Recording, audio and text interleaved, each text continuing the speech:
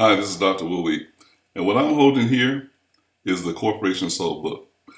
There's a young man named Joshua Greenwood, who I believe has a mandate from God to help pastors around this country free themselves from that mark of the beast, which is known as 501c3.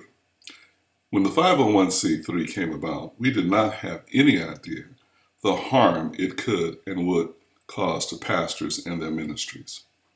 Now, because of the 501c3, the government feels that they have jurisdiction over pastors, their churches, and their messages, that they can restrict the pastor from speaking to God's people concerning issues that God has placed in that pastor's heart.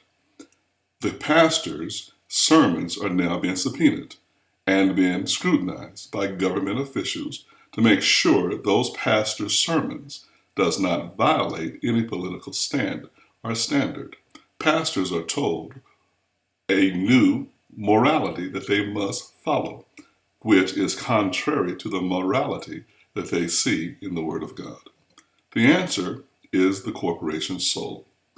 Before 1969, before the establishment of the 501c3, churches was established under the code of 508c1a. Under that code, they had mandatory tax exemption. The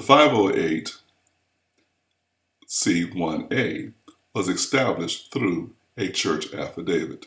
And what we have is instructions in this book how to establish your church under such an affidavit.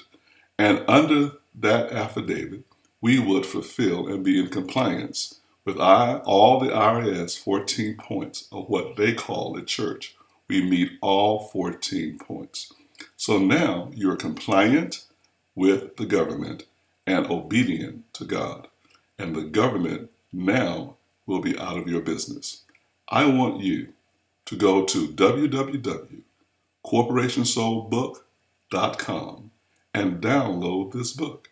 Again, go to Corporation Soul, and I should say www.corporationsoul.com. Follow the instructions and get this book and your instruction on how to free your church from 501c3. This is Dr. Will Wheat reminding you that God has plans for your life, and none of those plans include defeat.